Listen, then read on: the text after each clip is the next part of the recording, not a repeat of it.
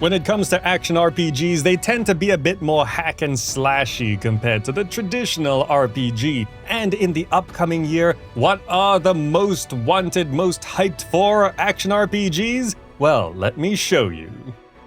Beginning the list, we have V.A Proxy. This is an indie development, but it looks very interesting. It's got this visual style that's somehow colorful, but also very muted with its colors, both at the same time, creating this interesting contrast. And this is a fast-paced parry and movement-focused combat game where there's giant mega structures and you're following through a story of 3 machines that seek freedom. Now, this one does have a free demo at the time of recording this, and it's a very indie development. It's like coming along quite slowly, but it has reached very high on the wishlist lists, and the people are generally very hyped and excited to see how this one turns out. There's of course no fixed release date for this, but over the next year, people will be watching this, and the free demo does help keep people confident about how this one is progressing. So we do want to keep an eye on this one as it continues to develop its fast-paced combat, this mix of melee and ranged styles of attacking, and the world itself is just very interesting. It's mechanical but fantasy. Yeah, I think this visual style alone is really setting it apart. So if you're interested in V.A Proxy, go try the free demo and we'll keep an eye on how this one comes along. And then for today's action RPG sponsor, Moonlighter 2: The Endless Vault. Click the link down below to check it out. This one is actually very high up on most people's anticipated action RPG lists, and there's good reason for that. The original game released a while back and it was a pixel art 2D kind of game, but it got over 16,000 user reviews on Steam at over 80% positive. People really did enjoy the original game. Moonlighter 2, the sequel, is continuing the action RPG adventure in a more 3D world this time. It's definitely got a visual overhaul, it's released into early access, and there's a lot in it already. Now, the story here is you're living a double life as an adventurer and as a crafty merchant, and when you're not selling stuff in a shop, you're diving into vibrant dimensions where you try and acquire loot and deal with enemies. You grow your shop, you tinker your weapons and gadgets, and you then make your mark among a ragtag community of castaways. So this is an action RPG by night and shop manager by day. It's all about this double life as you're delving into danger. You gotta balance risk and reward, deciding whether to get out with your loot or keep going for more. 3 distinct biomes, over 100 relics to find and sell in your shop, and a big part of the story is available now. Also, going between managing a shop and dungeoneering, it is an interesting dichotomy and a separation of gameplay that somehow takes 2 very different gameplay styles, but then puts them together into one game. I mean, you're customizing your shop, setting prices, dealing with customers, then you're fighting through enemies using various weapons, gaining power from almost 100 perks, and there's also an updated combat system. If only your customers knew what you had to do to get your wares. From the past, in the original Moonlighter, people loved this split, so people should love it again here. You can jump in right now if you like, so do click the link down below to check out Moonlighter 2: The Endless Vault, and you can wishlist Moonlighter 2 if you want to keep an eye on it. Thank you so much for your support, and thank you to 11-Bit Studios for sponsoring us today. Going to Japan, there is Nioh 3. That's right, the 3rd mainline entry to the Nioh series, and this dark samurai action RPG will have you returning to samurais and ninja combat styles, and you'll be fighting against formidable yokai in an open-world action RPG adventure. This is pretty much a combat-focused game where you are hacking and slashing your way through these giant monstrous bosses and very difficult foes. But for fans of the series, this is trying to stick to the essence of the Nioh series, where you can explore the world to your heart's content, and there's menacing villages, there's lurking darkness in the shadows, and ominous presences. Now, one of the big focuses for Nioh 3 is this samurai and ninja combat styles. You're supposed to be able to switch seamlessly between the two. Ninja and samurai are always portrayed in media as two sides of the same coin. Quite often, in other recent games where you have a ninja character and a samurai character, this one, it's both in one. And you get to pick which one you want to use in which situation. On-the-fly switching is probably gonna be its own unique playstyle. I do assume you could go through the whole game just doing samurai stuff or the whole game just doing ninja stuff. I guess that could be a fun challenge. Visually, this does look very impressive, at least from what we've seen so far. Everything is flashy, exciting, and the Dark World does have its mythological fantasy elements to it, running throughout it, really. Now, this is set for a release on the 6th of February 2026, so early in the year. So for those of you who have been waiting for Nioh 3, which is probably a lot of you because the player base for Nioh 1 and 2 is actually still pretty big, a sizable number of people are still playing Nioh 2. So for those of you who are waiting for the release, it won't be long from now. Then next up, we've got Code Vein 2.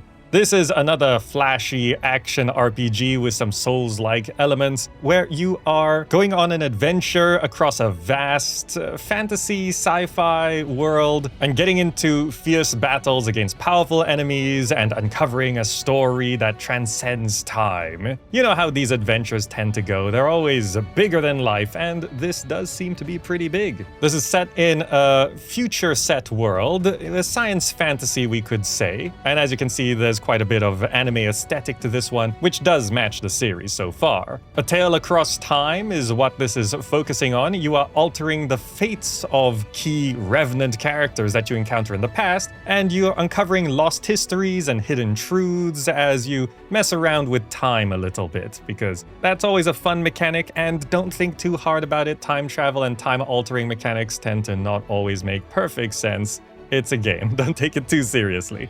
The combat is a big focus, of course, with an action RPG. It's promising intense and satisfying combat, fast-paced, lots of hack and slashing, lots of flashy explosions, powerful skills, adapting on the fly, big scary bosses and monsters. And the battle system here involves draining and acquiring blood from enemies, which then fuel your own skills. And you can build new systems and customize your weapons and set everything up with your character to design your own battle style. There are also partner characters. You're not going through this alone. You're exploring the world with powerful allies that fight alongside you, or maybe they just enhance your abilities. Each character that can join up with you has their own little sub-stories that will affect your journey through the game. The first Code Vein 1 game still has a decent number of people playing it and was very well reviewed. So Code Vein 2 is pretty hyped, and it is set for a 29th of January 2026 release date.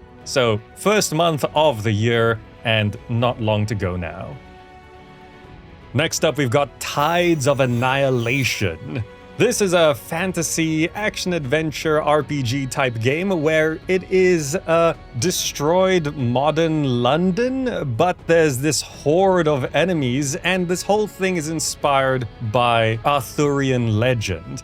So it's a mix of fantasy, a mix of modern, and a mix of surreal, honestly. What we've seen so far does look very impressive. This is one of those flashy, exciting, bombastic action RPGs where you're defeating hordes of enemies in lots of lightning and explosions. If you like the fast-paced type of combat, then this is definitely one for you. And you are piecing together this broken world as you harness the power of the Arthurian knights and rebuilding your own order of knights, really. You are going through various types of enemies, including boss fights from very fast-paced, scary people to giant monsters. This is bringing together a lot of interesting themes, and just based on these trailers and showcases we've seen so far, it has gotten a lot of people hyped.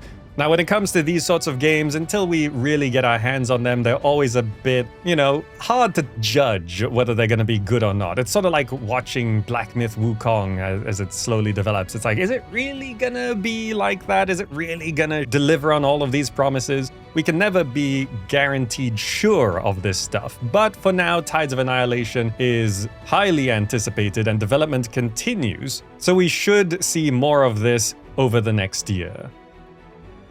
In a similar vein, Vindictus Defying Fate. Here's an action RPG which has a European-esque setting, and you are fighting this invading force of beasts in a high-pressure combat system.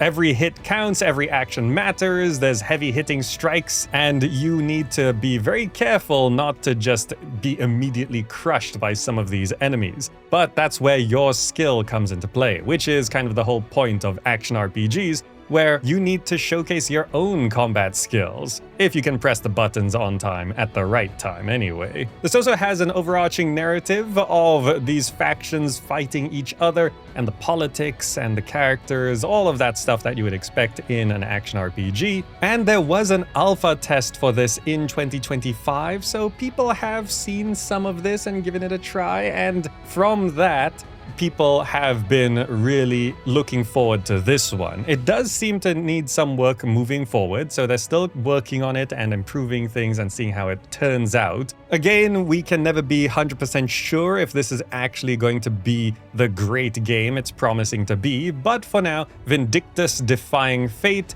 does seem to have a lot of promise. It looks great, the combat seems exciting, and they have been showing off a lot of stuff with devlogs and videos and all these kinds of showcases. Basically, this is meant to be intense and probably kind of stressful, which is kind of the point of this one. So we can keep an eye on Vindictus Defying Fate moving forward. And then we have a very, very anticipated game, Chrono Odyssey. This is not just an action RPG, but it's supposed to be an action MMORPG. There's these huge, intricately designed open worlds, dynamic action-based combat mechanics, and there's time manipulation that you can use here to change things up.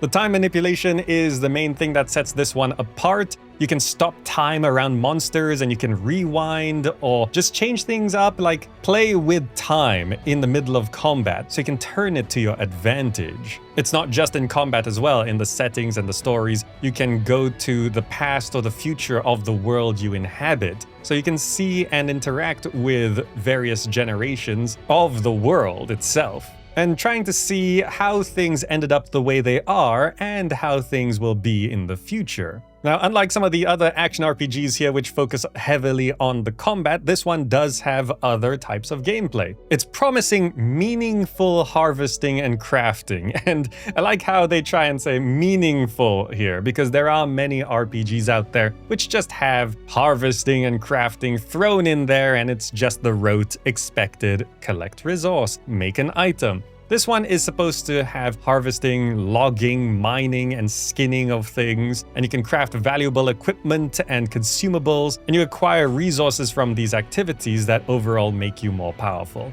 And although they are promising it to be meaningful, it is yet to be seen how meaningful it will be. But there is harvesting of resources and crafting of items. Customization of your character as well is also a big selling point here. As with most MMORPGs, you want to make your character look fancy, so that's one of the things here. The environments themselves look amazing, and they have shown off extensive gameplay videos of how Chrono Odyssey would play, so it's no secret what this is meant to be and what they're promising it to be as well. There was a closed beta in 2025, so people have seen bits of it and tried it themselves, and that probably lends itself to the high expectations and anticipation for Chrono Odyssey. So there's a lot riding on this one. It could lead to massive disappointment, but it does seem to be shaping up. Although it is an MMORPG, it does seem like there's a lot of room for this to be more solo play, but they want to have this big community of people and players in the same world.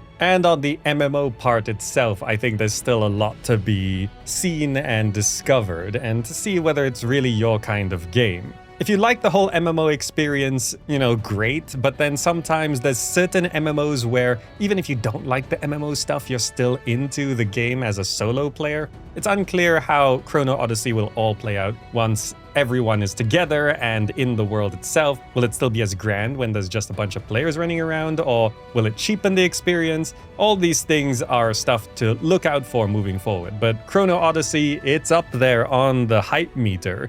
Maybe a bit of caution, because anything that promises MMO, that can be very hit or miss.